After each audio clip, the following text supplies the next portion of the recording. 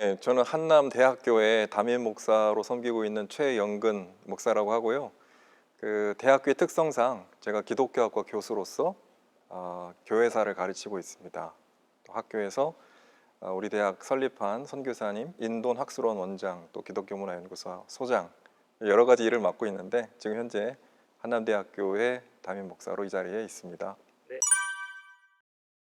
이제 3대째 신앙의 가정에서 태어났습니다. 그런데 역설적으로 저희 집안에 장로님이나 목사님은 안 계셨어요. 우리 할아버님이 이제 집사님이셨고 할머니가 권사님이셨고, 그러니까 제가 생각해봐도 어떻게 내가 목사가 됐나 좀 궁금하긴 합니다. 또 의아하긴 합니다. 근데 어느 날 제 아내가 저한테 묻더라고요. 어쩌다가 목사가 됐는지. 그래서 제가 한번 생각을 해봤는데 중학교 2학년 때인가요? 제 길거리 걷다가 그 하나님한테 그 대화체로 기도를 했던 생각이 났어요. 내가 왜 목사가 되었는가를 생각해 보니까 그때 제가 그런 기도를 했던 생각이 납니다.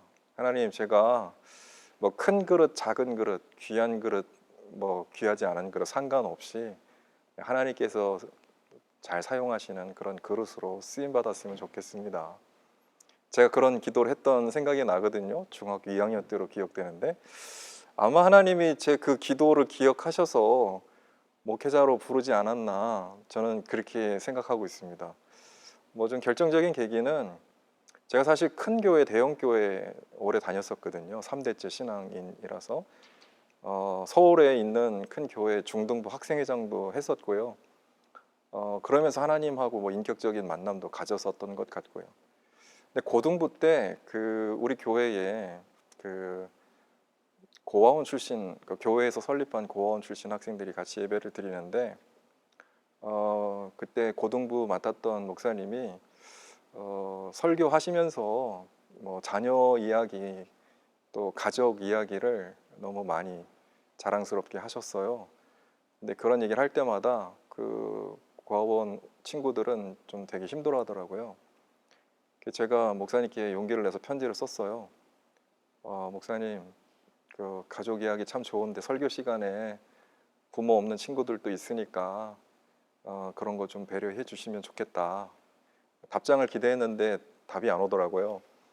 그래서 제가 그만 다니기로 결정하고 학교 옆에 조그만 개척교회에 출석하게 됐어요. 근데 그 개척교회 목사님이 그 고등학교 3학년짜리 학생인 저를 보고 말끝마다 목사가 돼야 된다고 말씀을 하셨어요. 그래서 저는 처음에 그 얘기가 참 싫었거든요. 그런데 그 목사님의 기도도 있었고 제가 개척교회에서 봉사하면서 교회를 사랑하게 됐나 봐요. 그래서 제가 우여곡절 끝에 신학의 길로 들어섰고 목사가 된 것 같습니다. 하나님 은혜죠, 뭐. 오늘 이 촬영하는 날짜를 기준으로 바로 어저께가 저희 한남대학교의 창립 43주년을 맞았습니다. 그래서 창립주일 감사 예배를 드렸고요.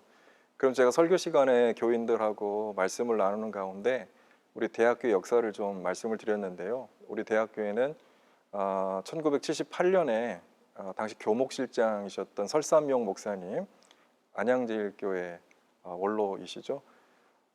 교무위원회에서 대학에 그 교회가 필요하다라는 설립 취지를 말씀하셨고 교무위원회에서 통과가 돼서 1979년에 이사회 승인을 거쳐서 3월 14일, 1979년 3월 14일에 대학교의 창립 예배를 드림으로써 시작이 되었습니다. 그래서 올해까지 43년이 된 교회인데 대학 안에 소속되어 있어서 대학의 기관이지만 동시에 대전노회에 소속되어 있는 지역 교회이기도 하고요. 그래서 대학 안에 학생들과 교직원들을 중심으로 신앙 공동체를 형성하면서도 지역사회 여러분들이 함께 참여하는 지역사회 열려 있는 그런 교회입니다. 그래서 우리 교회 네 가지 비전 중에 첫 번째가 모두에게 열려 있는 교회입니다. 한남대학교 구성원 외에도 지역사회 여러분들에게 열려 있는 지역 교회를 지향하고 있습니다. 학과는 2004년에 시작이 됐습니다. 근데 단순히 학생들 그냥 잠자고 먹는 기숙사 개념이 아니고요. 우리 대학교에서 학관을 설립한 이유는 우리 학생들을 신앙 공동체 안에서 차세대 신앙 리더로 훈련시켜보자. 그러니까 신앙의 훈련을 해나가는 신앙 공동체로 2004년에 설립했습니다. 그래서 신앙의 공간이 교회가 아니고 우리 함께 살아가는 삶의 자리가 되어야 한다. 그래서 함께 먹고 또 함께 기도하고 또 함께 공부하고 훈련하고 또 우리 학교 안의 중요한 특징 가운데 하나가 우리 대학부에서 우리 선교의 리더로서 국내 선교 활동, 해외 선교 활동을 열심히 하기도 했습니다. 군 부대 우리 공연도 하고요. 또 대학 채플이나 고등학교 채플에 가서 공연하기도 하고요. 우리 학생들이 찬양이나 또 율동이나 여러 가지를 준비해서요. 그리고 2004년부터 우리 태국에 1년 동안 또 단기 선교를 해오기도 했습니다. 그래서 단기 선교를 태국에 1년 동안 하면서 우리 학생들이 선교에 대해서 미리부터 경험하고 그래서 그 단기 선교를 다녀왔던 학생들 중에 실제로 지금 태국 선교사로 나가서 선교하시는 그런 분들도 계시고 굳이 선교사가 아니더라도 이후 목회자가 된 우리 학생들도 있고요. 그래서 이 학과는 우리 대학생들을 하나님 나라 일꾼으로 세우는 아주 중요한 신앙의 계기가 되었다라고 생각합니다. 사실 그거 되게 뼈아픈 질문인데요. 저희는 주중에 무슨 신앙 활동이 없어요. 왜냐하면은 주중에는 교목실 중심으로 학원 선교가 일어나고 있고요. 그래서 대학교에는 그 한남대학교의 교목실과 협력해서 우리 또 교목실과 함께 기독학생연합회가 있습니다. 그래서 그 학생들과 연합해서 우리 대학 선교 활동에 동참하는 역할을 하고 있습니다. 그리고 대학교회가 우리 한남대학교에 있는 교직원들의 신앙 활동을 또 돕는 일을 하고 있습니다. 그러나 우리가 새벽 기도회를 드린다든지 수요 예배를 드린다든지 금요 예배가 있다든지 일반 교회가 하고 있는 그런 신앙 활동은 잘 못하고 있어서 그런 점이 좀 교인들한테 미안한 점인데요. 그러나 우리 대학교의 모토가 있다면 우리가 일상생활 속에서 우리 삶의 자리가 예배의 자리가 되게 하고 우리 삶의 일들이 하나님을 향한 예배가 되게 하자. 그런 모토로 저희들 교인들과 신앙생활하고 있습니다. 아무래도 대학교의 구성원들이 주로 우리 대학의 학생들이거나 우리 대학의 교수님이거나 직원이거나 아니면 지역 사회에서 여러 교회에 적응하지 못하고 뭔가 새로운 교회를 찾기 위해 오신 분들이 우리 교회의 구성원들이기 때문에 저는 이제 담임 목사로서 좀 실험적인 목회를 한다고 생각을 해요. 그래서 다른 교회에서 할 수 없는 대학생 선교, 그 다음에 청년 선교, 그 다음에 직장 선교 이런 것들을 우리 대학교의 주요 사명으로 여기고 강조하고 있습니다만 아직 갈 길이 멀죠. 늘 부족함을 느낍니다. 네, 일단 제도로 보면은요, 우리 한남대학교회는 한남대학교 교목실 산하에 있습니다. 그래서 대학교 기관이에요. 그래서 우리 한남대학교회를 규정하는 그런 규칙과 규정들은 우리 대학교의 그런 규정에 준해서 교목실과 협력해서 진행을 하고 있는데 또 하나 독특한 거는 그럼에도 불구하고 저희는 또 대한예수교 장로회 통합 측 대전로회 소속 지역 교회이기도 합니다. 그래서 교회 여러 가지 그 임직이라든지 예배라든지 하는 것들은 우리 총회의 또 노회의 지도를 또 받고 있는 것이죠. 그런 구조로 되어 있고 재정적인 거는 우리 대학교의 출발은 학교 안에 강의실에서부터 출발했어요. 그래서 강의실에서 교직원들, 학생들 중심으로 시작된 교회였기 때문에 따로 예배당 건물이 없었고요. 그러다가 2014년에 우리 한남대학교에 정성균 선교관을 건축을 하게 되었는데요. 그때 우리 대학교회가 앞장서서 건축 헌금을 했습니다. 물론 전체를 다 하진 못했고 제가 계산해 보니까 한 10분의 1 정도를 우리 대학교회가 감당했던 것 같습니다. 그래서 주일날은 저희가 여기서 예배를 드리는데요. 그래서 이 예배당이 우리 대학교회의 예배당이기도 하지만 동시에 교직원 예배, 학생 채플이 이루어지는 예배 공간이기도 하고요. 그래서 학교의 이 선교 공간, 예배 공간을 저희들이 제공하고 그리고 또 그 공간에서 우리가 예배를 드리고 있어서 사실은 우리 교회가 크게 그 지출을 해야 될 부분은 없어요. 그래서 교인들의 헌금 이것으로 우리 교회가 운영이 되고 있는데 재정 규모는 그렇게 큰 교회는 아닙니다. 다만 저희가 학교의 이 공간을 또 같이 나눠서 사용을 하고 있기 때문에 학교에 매년 장학금과 학원 선교 기금을 기탁을 하고 있습니다. 그래서 2018년부터 꾸준히 저희들 그 재정의 한 10% 이상, 11조 이상 우리 대학의 학원 선교를 위해서 선교 기금을 기탁을 하고 있고요. 또 그 정도 되는 범위, 또 한 10% 정도를 우리 대학에서 공부하는 학생들의 장학금으로 저희가 드리고 있습니다.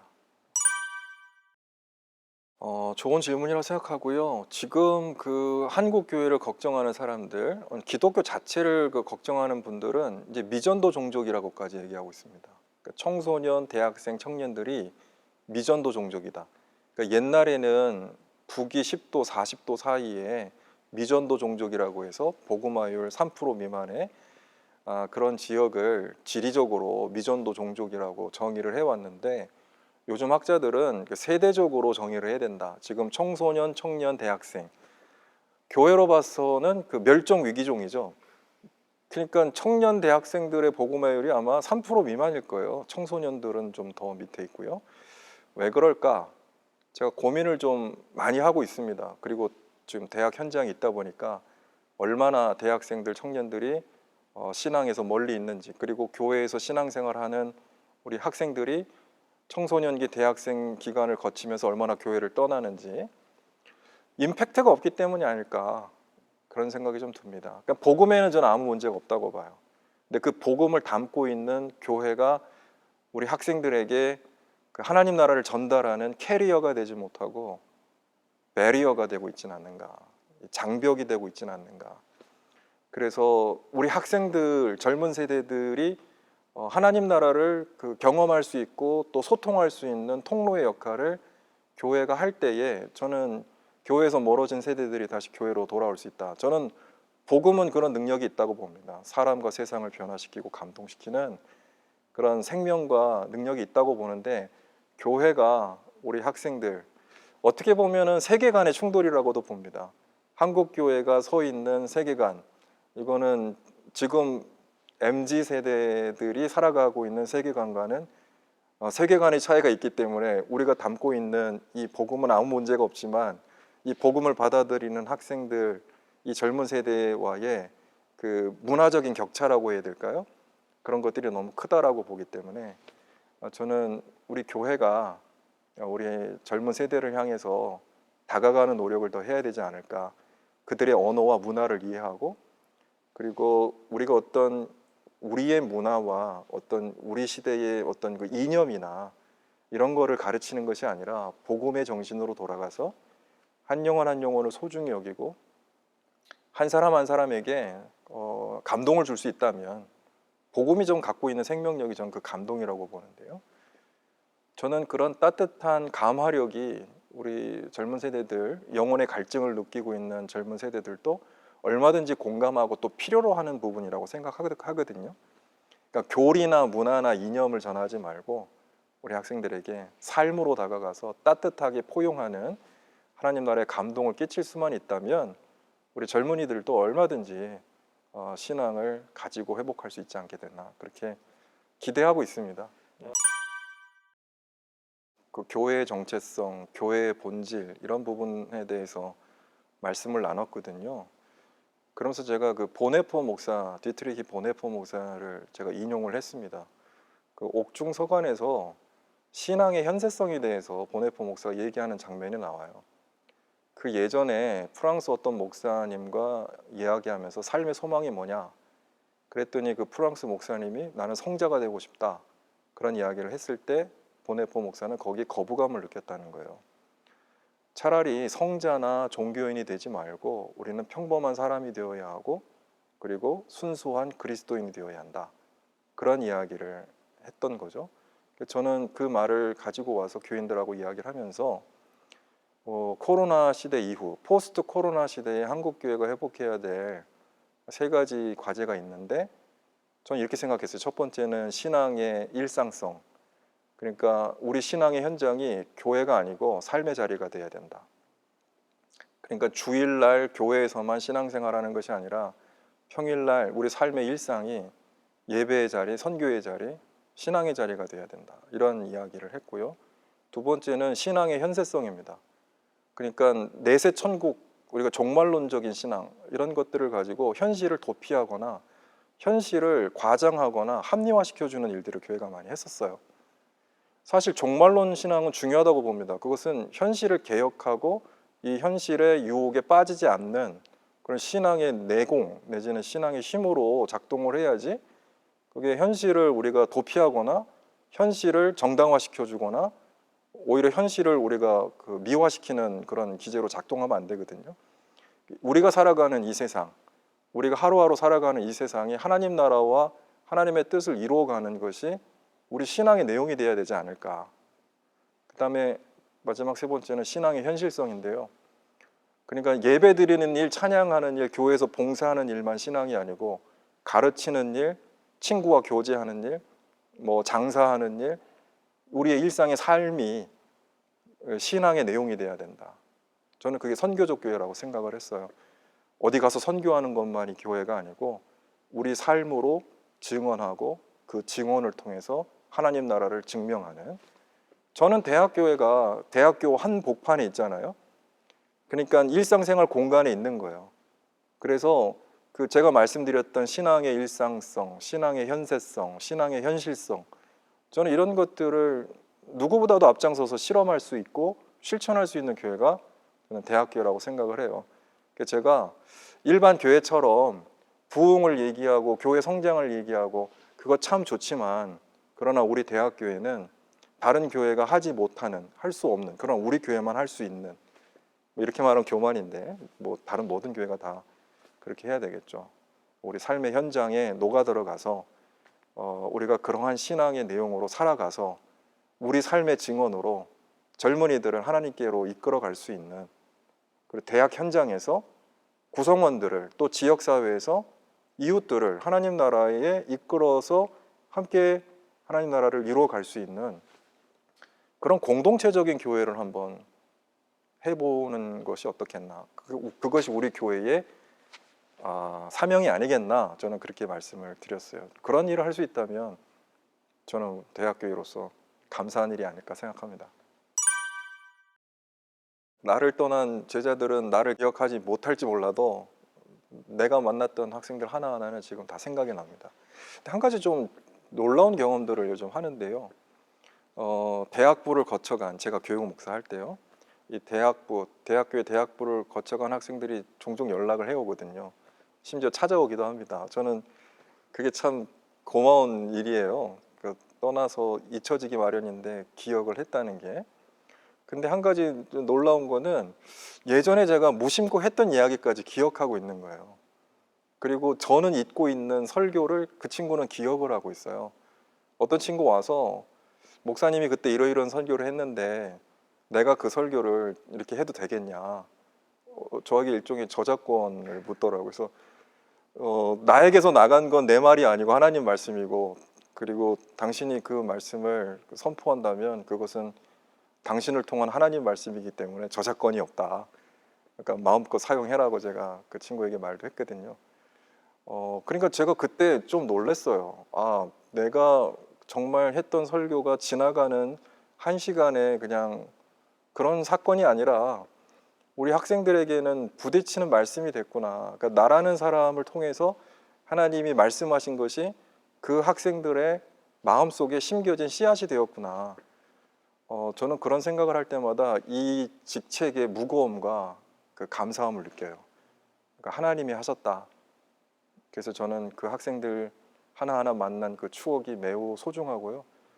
그래서 누구라고 특정할 수 없이 그 한 친구 한 친구가 기대가 되고 또 하나님이 잘 자라나게 하실 거라고 믿습니다. 제가 신학교에서 신학을 공부했지만 제가 그 목회자 훈련을 받았던 거는 교육전도사 시절이었던 것 같아요. 제가 학부 3학년 때부터 군대 다녀와서 교육전도사를 했고요. 신대원 다니고 또 대학원 다니고 그러면서 교육전도사, 교육목사 한 교회에서 제가 신앙생활을 했습니다. 근데 그 신앙의 목회의 멘토죠. 그 원로 목사님이 이런 말을 하셨던 적이 있어요. 누군가 나를 힘들게 하는 사람이 있다면 그 사람은 하나님이 나를 만들기 위해서 보내신 하나님의 사람이다. 그러니까 힘들고 어려운 사람 있으면 미워하지 말고 하나님이 그 사람 통해 날 만든다라고 생각을 해라. 이런 얘기를 제가 들었는데 제가 목회하면서도 그 말씀이 계속 생각이 나요. 그러니까 저는 목사가 된 순간에 목사가 된 게 아니고요. 계속 목사가 되어가고 있는 과정 중에 있다라고 봅니다. 그러니까 목사가 되어가는 거지 목사가 된 순간은 없다. 물론 목사 안수 받을 때 목사가 됐죠. 그건 제 직업이고 삶이겠죠. 그러나 하나님 앞에서 목사는 계속 되어가는 거라고 생각해요. 좋은 일도 있고 기쁜 일도 있어요. 그러나 그건 내가 한 일이 아니라 하나님이 하셨다라고 고백하고요. 힘들고 어려울 때 있어요. 그러나 그때 그것이 나를 힘들게 해서 목회의 여정을 못 가게 하거나 막는 과정이 아니라 더 잘 가게 하기 위한 하나님의 또 다른 배려라고 생각을 하니까요. 그러니까 힘든 일 있을 때 그냥 하나님의 뜻이 뭔가 이런 걸 물으면서 그렇게 목사가 되어가려고 노력하고 있는 중이다. 그러니까 열심히 그냥 물 아래서 발길질하고 있는 거죠. 근데 또 하나님이 그때마다 또 필요적절하게 은혜를 주셔서 저 자신을 보면 벌써 그 파산 상태에 있어야 될 목사이지만 그래도 이만큼 하나님이 또 목사로 세워 가시는 걸 보면 저는 만들어져 가고 있다 그렇게 생각을 하고요. 계속 되어가는 목사다라고 말씀드리고 싶어요. 창립 43주년 예배드리면서 교인들하고 나눴던 말이 있어요. 그러니까 교회가 뭐냐라고 했을 때 저는 우리가 교회다.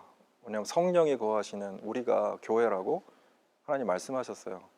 그러니까 한국 교회가 건물 교회 또 큰 교회 많이 세워서 그 나름 또 훌륭한 일을 했다고 저는 생각을 하지만 그러나 이제는 사람 교회 세워야 되는 시대가 아닌가.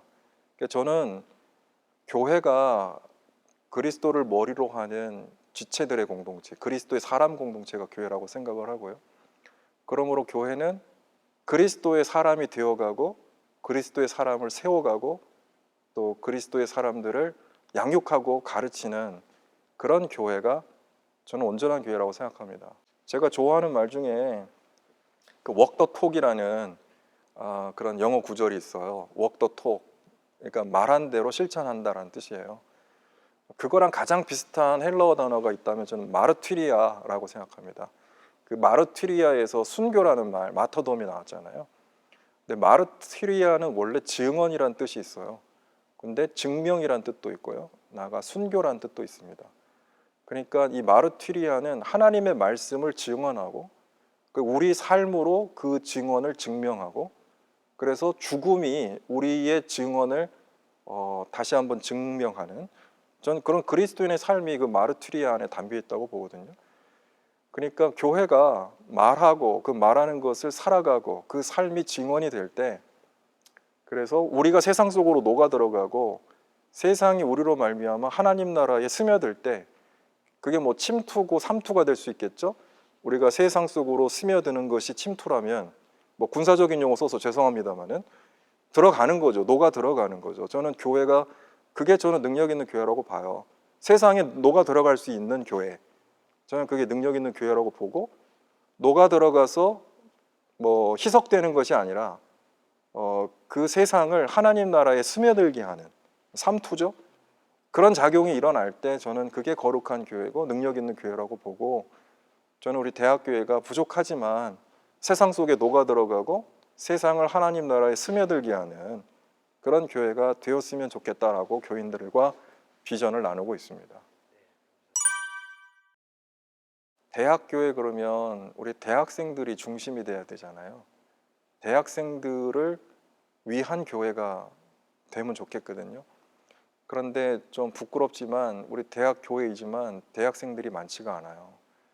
그러니까 제가 담임 목회를 하면서 우리 교인들에게 강조하고 더 자신에게 체근하는 그런 것이 있다면 대학생들이 이 교회의 주인이 되는 그래서 우리 교회가 대학생들을 길러내는 그래서 다음 세대 뭐 다음 세대라는 말 별로 안 좋아하시는 분들도 있더라고요. 지금 세대의 주인이 바로 우리 대학생들 청년이 돼야 되지 않겠습니까? 다음 세대로 미루지 말고요. 그래서 어른들이 중심이 되고 학생들이 뭐 다음이 아니라 우리 학생들이 지금부터 교회의 주체로 세워지고 훈련받는 그런 교회가 되기 위해서 우리가 더 성육신의 자세로 녹아 들어가야 되겠다. 그래서 교수지만 교수나 어른들이 교회 주인 노릇하는 게 아니고요. 학생들이 편안하게 그 교회 문턱을 넘어서 들어와서 편안하게 예배드릴 수 있는 그런 교회가 되었으면 좋겠어요.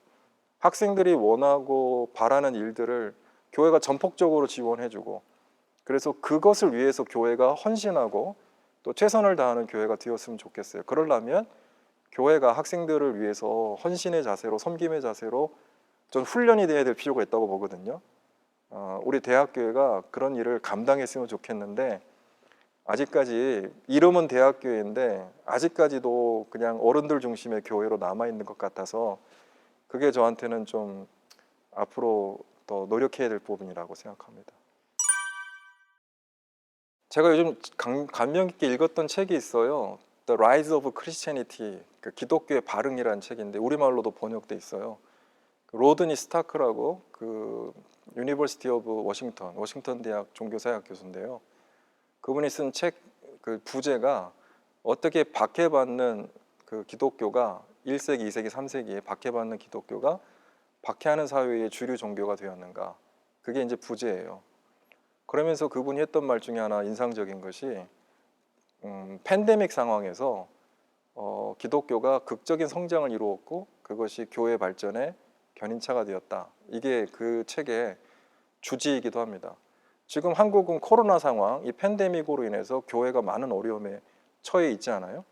그런데 1세기, 2세기, 3세기 때는 박해받는 기독교 공동체가 팬데믹 상황에서 오히려 주류 종교로 성장하는 극적 반전을 이루었다. 이건 우리가 한번 생각해 봐야 될 주제라고 봐요. 그런데 어떤 일들이 그때 일어났는가? 그 팬데믹 일어났을 때 주류 사회는, 주류 종교는 아무런 대답과 대안을 내놓지 못하고 도망가기 급급했다. 심지어 가족이 병들어도 그냥 내버리고 도망갔다. 그런데 기독교인들은 자리를 떠나지 않고 병든 이웃들을 돌보았다. 그래서 병든 이웃들을 돌보면서 치명률이 낮아지고 생존율이 높아졌다. 그래서 살아남은 사람들이 기독교인들의 따뜻한 손길을 느끼면서 이것이 생명의 종교고 진리의 종교다. 그래서 기존의 사회 질서와 네트워크가 무너졌을 때 기독교는 하나님의 가족, 또 신앙 공동체라는 이름으로 새로운 사회 네트워크를 만들고, 이게 기독교가 급속도로 퍼져나가는 중요한 힘이 되었다라는 그런 메시지를 그 책에서 던지고 있는데, 오늘 한국 교회가 좀 곱씹어 봐야 될 얘기가 아닐까 생각합니다. 그러니까 세상은 우리를 통해 하나님 나라의 감동을 느끼기를 원해요. 우리가 끼칠 감동은 교리나 지식이 아니라 그리스도의 사랑을 살아가는 것이라고 생각합니다. 세상이 흉내내지 못하는 사랑과 섬김, 저는 그것이 기독교의 저력이라고 보고요, 생명이라고 보고요. 자, 거기에 감동된 사람들이 하나님 나라에 이끌릴 거라고 보고요. 저는 그러면 그 사람들의 감동이 하나님 나라의 삶으로 인도하는 저는 통로가 될 거라고 봅니다. 저부터가, 또 우리 대학교회, 그리고 한국교회가 기독교가 원래 가지고 있었던 이 감동, 이 사랑의 삶, 이것을 회복해서 고통받는 이웃들 얼마나 많습니까? 지금 눈물 흘리고 있는 청소년들, 청년들 얼마나 많습니까? 그 눈물을 닦아주고 그 마음을 위로해주고 격려해주는 공동체로 거듭날 때에 저는 젊은 세대도 기독교로 돌아오고, 또 교회로부터 멀어진 사회도 우리 교회를 또 중히 여기고 또 교회에 많은 지지와 또 동참을 보내줄 거라고 저는 생각합니다. 좀 그런 교회로 우리가 이번에 반성하는 계기가 됐으면 좋겠습니다. 이 코로나 상황이. 그런 말씀을 여러분과 나누고 싶었습니다.